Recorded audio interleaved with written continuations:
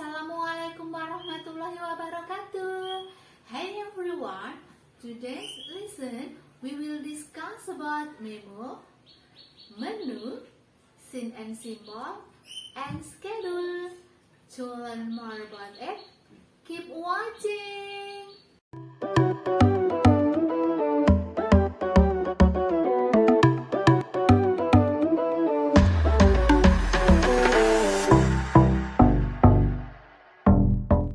Hey everyone, tentunya kalian pernah dong mendapatkan pesan singkat, misalnya pesan singkat dari guru bahasa Inggris yang memberitahukan bahwa pembelajaran akan diadakan di lab bahasa.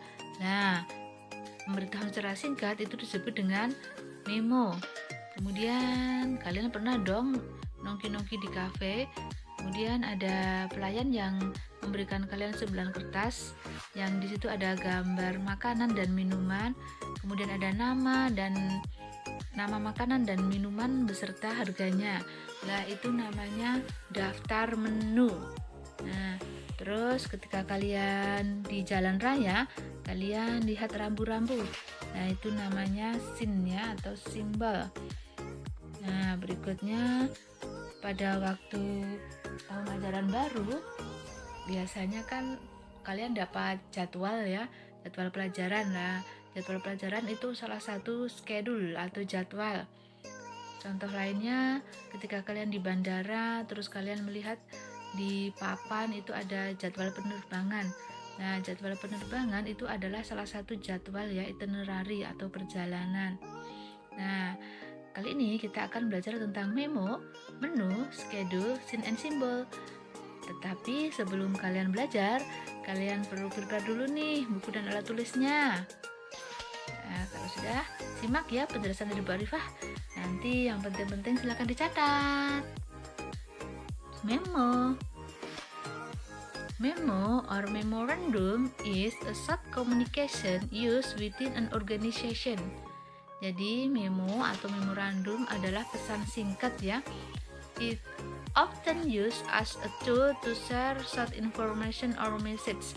Jadi fungsi dari memo adalah untuk membagikan informasi yang singkat ya atau pesan singkat. Nah, itu memo. Terus structure of memo, bagian-bagian dari memo. Yang pertama ada introduction. Pada bagian introduction itu ada isinya adalah oleh siapa atau dari siapa memo itu dibuat. Terus memo itu dibuat untuk siapa? Nah, ini pada tuh ini ya. Kemudian tanggal pembuatan memo. Nah, kemudian ada subjek. Nah, subjek itu isi singkat ya dari apa memo itu. Nah, kenapa memo itu ditulis? Nah, berikutnya ada konten itu isi ya. Nah, ini penjabaran dari subjek ya, konten itu ya. Terus berikutnya ada closing itu ada nama yang membuat memo dan beserta tanda tangannya. Oke, jadi there are 3 structure of memo. The first is introduction, the second is content, and the third is closing. Oke, sudah paham ya untuk structure memo ya. Berikutnya yang kita bahas adalah menu. Menu is a list of food and beverage equipped with their respective prices. Jadi menu adalah daftar makanan dan minuman. Beverage itu minuman ya, yang ada atau yang disertai dengan harganya. Nah, biasanya di menu itu ada gambar makanan dan minuman, kemudian ada harganya ya. Itu adalah menu. Berikutnya kind of menu. The first is appetizer. Nah, ini pembuka ya. Appetizer itu menu pembuka. The second is main menu. Jadi menu utamanya ya. The third is dessert. Dessert itu penutup. The fourth is set menu. Set menu itu menu tambahan ya. Terus ada juga kids menu. Jadi menu untuk anak-anak. Oke, untuk appetizer atau starter itu contohnya itu sop seperti itu ya. Main menu itu menu utama, makanan berat ya. Dessert penutup bisa berisi salad, bisa berisi buah ya. Set menu itu menu tambahan ya. Kit menu itu menu anak-anak. Nah, oke, berikutnya, nah ini contoh menu ya. Di situ ada appetizer, ada main course, ada soup. Nah, ini contoh menu ya. Oke, udah jelas ya.